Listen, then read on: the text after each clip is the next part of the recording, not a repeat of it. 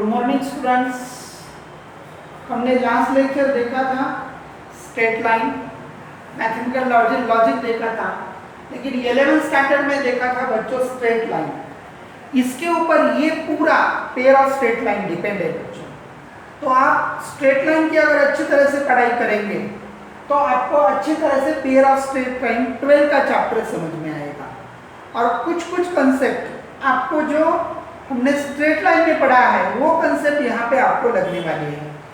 तो बच्चों, combine equation and joint equation of the two lines u is equal to 0 and v is equal to 0। Combine equation है, an equation which represent two lines is called as the combined equation of two lines u into v is equal to 0। तो अगर दो line के equation अगर हमको पता है तो how to find the combined equation, दोनों का मल्टीप्लिकेशन करना और इज इक्वल टू 0। ये मल्टीप्लिकेशन जो भी आएगा that is called as the combined equation of the two lines. और यहाँ पे हमने 11th स्टैंडर्ड में ऑलरेडी पढ़ा है, मैंने ये पॉइंट भी लिखा कि u is equal to a1x plus b1y plus c1 is equal to 0 and v is equal to a2x plus b2y plus c2 is equal to 0। We know that u plus kv is equal to 0 represent the family of lines। मतलब ये जो equation है ना पूरे family of lines दिख रहे हैं, मुझे डिनोट करता है ये दो लाइन पूरे जो ये पॉइंट में से पूरे लाइन जो जा रहे हैं, this equation u plus kv denote the family of the lines and here k is a parameter. k के वैल्यू पे वो पूरी फैमिली डिपेंड होती है। क्या k चेंज फैमिली चेंज। मतलब उसके बाद 4.1 एक्सरसाइज देखेंगे बच्चों, ये ऑलरेडी हमने पढ़ा है। और जनरल इक्वेशन मालूम है आपको स्ट्रेट लाइन का, ax plus by plus c is equal to 0 is also called as the linear equation in two variable। That linear equation in two variable is called as the general equation of a straight line। The equation u into v represent the combined equation of the lines u is equal to 0 and v is equal to 0।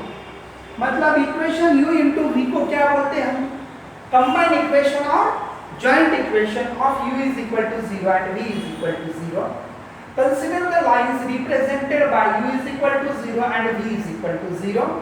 मतलब u is equal to line है बच्चों a1x plus b1y plus c1 is equal to 0 and v is equal to line है बच्चों a2x plus b2y plus c2 is equal to 0। यहाँ पे coefficient अलग है, a1 a2 b1 b2 coefficient same है, मतलब ये अलग लाइन है ये अलग लाइन है।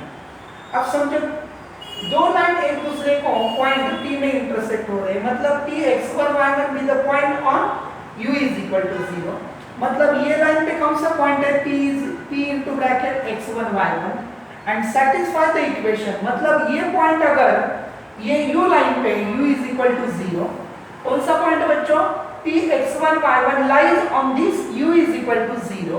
मतलब this point x1 y1 satisfies this equation u is equal to 0। मतलब x1 y1 ये पॉइंट क्या करेगा? ये v is equal to 0 equation satisfy करेगा। इसका मतलब क्या होता है बच्चों? Put x is equal to x1 and y is equal to y1 in this equation। ये इक्वेशन में हमको वो वैल्यू रखना है। मतलब a1 x1 plus b1 y की जगह पे y1 plus c1 is equal to 0। And to show that x1 y1 satisfies the equation u into v is equal to 0। और आपको बताना क्या है बच्चों कि वो जो कंबाइंड इक्वेशन भी क्या करता है, ये p पॉइंट क्या करता है? सेटिस्फाई करता है। मतलब क्या करेंगे? टू शो बताना है भाई बच्चों हमको x1 y1 satisfy the equation u into v is equal to 0। तो x1 a1 x1 plus b1 y1 plus c1 into v is equal to as it is लिख दो, नहीं तो a2x plus b2y plus c2 is equal to 0। नहीं तो यहाँ पे एक काम करो x y as it is लिख दो, कुछ दिक्कत नहीं, x y and c2। मतलब ये तो 0 आ गया ऑलरेडी हमने बताया is equal to 0। मतलब u into v is equal to 0। This is the joint equation और p पॉइंट ने क्या किया? हो सेटिस्फाई किया। सिमिलरली क्या करेगा? ये जो पॉइंट q x2 y2 है ये भी क्या करेगा बच्चों? ये equation u into v is equal to 0 satisfy करेगा। कैसे सेटिस्फाई करेगा? If this point q x2 y2 lies on v is equal to 0 अगर v लाइन पे है बच्चों, ये v is equal to 0 line पे, तो v लाइन पे इक्वेशन क्या है? a2x plus b2y plus c2 is equal to 0. This point x2 y2 lies on this line. ये लाइन पे है भाई, मतलब this point satisfies this equation. मतलब x की जगह पे x2 लिखो, y की जगह पे y2 लिखो, मतलब क्या आ जाएगा बच्चों? Equation a2 x2 b2 y2 c2 is equal to 0 and u into v, u को एज इट इज लिखो, v की जगह पे 0 लिखो, कोई भी equation into 0 is equal to 0.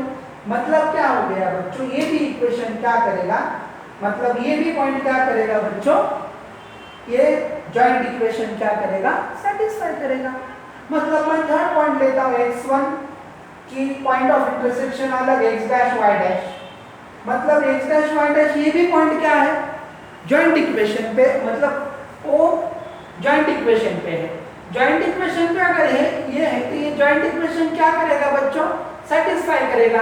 मतलब क्या लिख सकते हैं आप? a1 x dash plus b1 y dash plus c1 into a2 x dash plus b2 y dash plus c2 is equal to 0. This is the joint equation of two lines. If you multiply these two equations, we get the general equation of a line. What is the general equation of a line? Is ax square plus 2hxy plus by square plus 2gx plus 2fy plus c is equal to 0. This is the general equation of a straight line if you multiply these two equations. We are already studied in 11th standard, whose center is minus g minus f and radius r is equal to g square plus f square minus c is equal to 0 नहीं आता, r is equal to आएगा. अगर standard circle है तो standard equation है, तो standard equation क्या होता है? ax plus by is equal to 0 और xy की टर्म सर्कल में नहीं होती, that is called as the equation of the circle. Circle का इक्वेशन मैंने सेंटर बताया बच्चों को, सॉरी. तो ये स्ट्रेट लाइन का इक्वेशन आ गया, general equation of a straight line. अगर इसके अंदर 2hxy ये टर्म नहीं रहेगी, this equation become the equation of a circle whose center is minus g minus f and r is equal to g square plus f square minus c. This is the radius. Okay, ये बहुत ही simple theorem था बच्चों. अब मैं next बताता हूँ homogeneous equation of second degree. First of all, tell me what is meant by homogeneous. The sum of the indices of all variable in the term is called the degree of the term. बच्चों समझो, अगर ऐसा equation है, कैसा भी ले लेता हूँ, x y x square y x cube y square is equal to 0. The sum of indices of all the variables of the term is called the degree. बच्चों ये दो वेरिएबल है, उसकी डिग्री 1 1 है, उसकी एडिशन कितनी है बच्चों? 2. ये सेकंड टर्म है, ये वेरिएबल है, उसकी डिग्री की एडिशन कितनी है बच्चों? 3. ये थर्ड टर्म है एक्स वाई, इसकी एडिशन कितनी है बच्चों? 5. मतलब ये पूरी क्या हो गई बच्चों? वो हर एक टर्म की डिग्री होती है बच्चों. फर्स्ट टर्म की डिग्री अलग, सेकंड टर्म की डिग्री अलग, थर्ड टर्म की डिग्री अलग. मतलब this is called as the degree. तो उन्होंने बाद में थ्योरम दिया है that equation in which the degree of every term is same. अगर हर एक टर्म की डिग्री अगर सेम है, समझो अगर 2 डिग्री है, यहाँ पे भी 2 डिग्री है, समझो यहाँ पे x स्क्वायर प्लस यहाँ पे by स्क्वायर, यहाँ पे ये टर्म की डिग्री 1 + 1 2, इसकी भी 2, इसकी भी 2. मतलब सब टर्म की डिग्री अगर सेम है, वो चाहे 2 रहो, 3 रहो, 4 रहो, कोई भी डिग्री रहो, लेकिन degree of each term is same, then that is called as the homogeneous equation. बहुत ही सिंपल है बच्चों. एक तो क्या है, जो भी वेरिएबल है उसकी जो इंडाइसेस है उसके एडिशन करना, that is called as the degree. अगर हर एक टर्म में, अगर हर एक वेरिएबल की डिग्री अगर सेम है, हर एक टर्म में जो डिग्री है वो सेम है, that is called as the homogeneous equation. और यहाँ पे थ्योरम सेकंड में क्या दिया है? The combined equation of pair of lines passing through the origin is the homogeneous equation of second degree in x and y. ये बहुत ही simple चीज है बच्चों. अगर बच्चों कहाँ से पास हो रहा है equation? Combined equation of pair of lines passing through the origin. अब ये जो इक्वेशन आ गया है बच्चों, अभी u is equal to a1x plus b1y plus c1. If there is no constant term, then equations are passing through the origin. समझ रहे हैं ना। कांस्टेंट टर्म अगर उसके अंदर नहीं है, यहाँ पे भी C2 अगर नहीं होता, then this equation U and V lines passing through the origin. लेकिन यहाँ पे अगर कांस्टेंट टर्म है, this lines are not passing through the origin.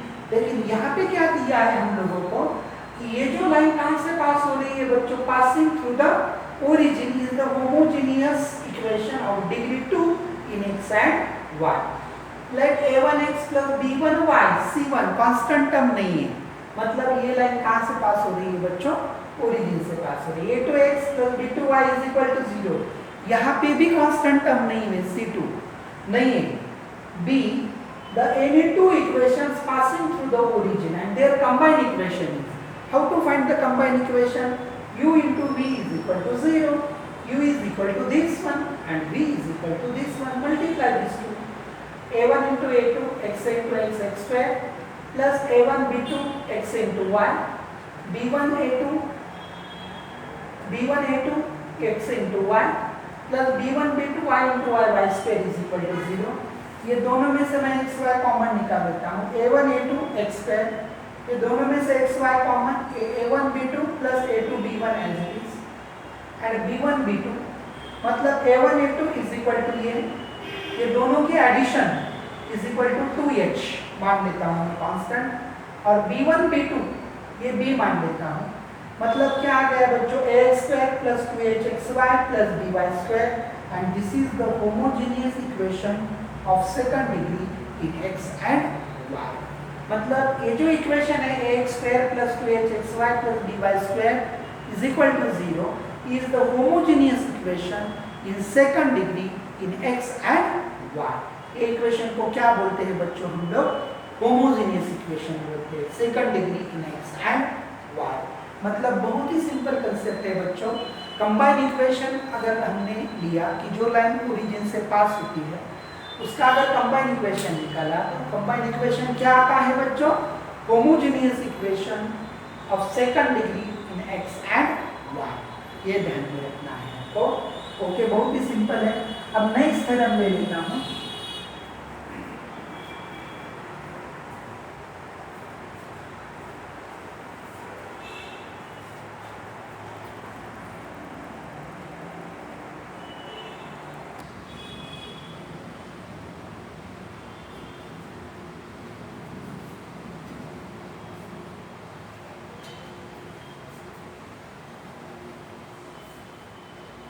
Next theorem देखो बच्चों, third theorem, the homogeneous equation of degree 2 in x and y, ax square plus by square plus by square ax square plus 2hxy plus by square is equal to 0, a pair of lines passing through the origin in x and y।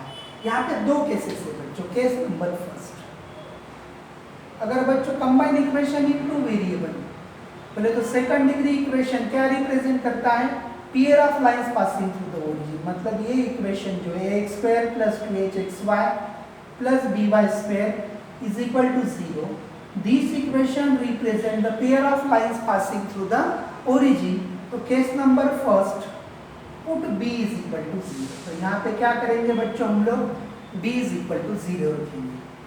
तो x square plus 2hxy, b की जगह पे 0 लिखने के बाद तो ये पूरी टर्म 0 हो जाएगी। यहाँ से मैं x कॉमन निकाल लेता हूँ, तो x plus 2hy is equal to 0।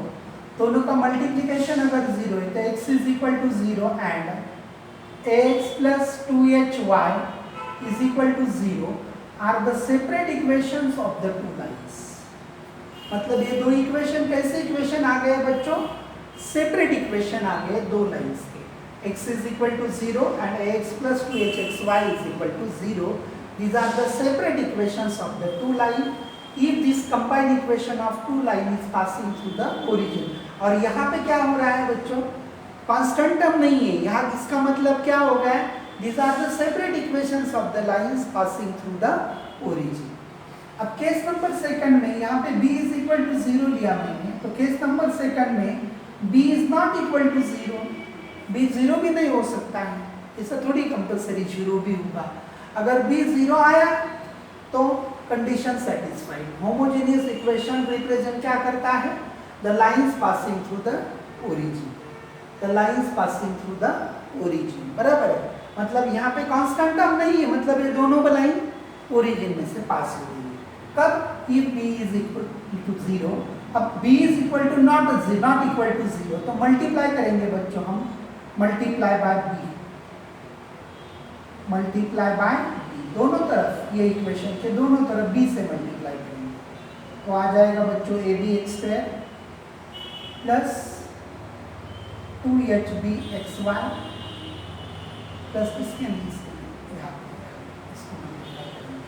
ab² plus 2hbxy plus b² y² is equal to 0।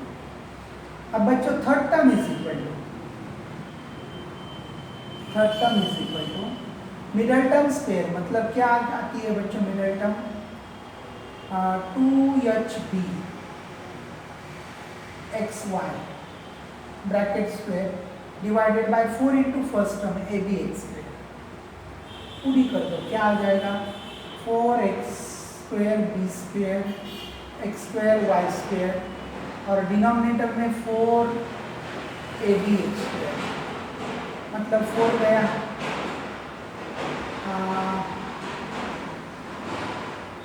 मतलब x² में से x² गया, तो उसके बाद बच गया बच्चों ab, b² x² आती है बच्चों ये h² x²,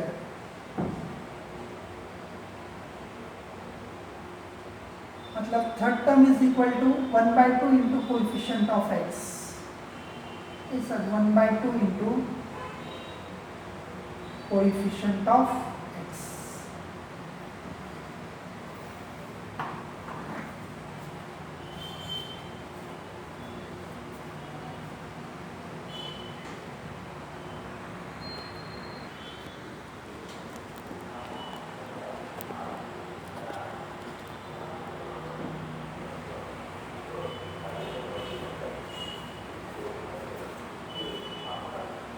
ठीक है बच्चों, ये थ्योरम बहुत बड़ा है, थर्ड थ्योरम, तो वो मैं यहाँ पे एडजस्ट में नहीं होगा इतनी जगह पे, तो ये थ्योरम मैं कल ले लेता हूँ नेक्स्ट लेक्चर में। ओके भाई बच्चों, थैंक यू, टेक केयर। ये दो थ्योरम अच्छी तरह से देखो। I will start next lecture third theorem, लेकिन मैंने जो आपको शीट भेजे उसके अंदर मैंने ये थ्योरम लिखा है, तो पूरा थ्योरम आप पहले लिख लो, बाद में आपको अच्छी तरह से समझ में आएगा बच्चों। ओके बच्चों, थैंक यू, टेक केयर।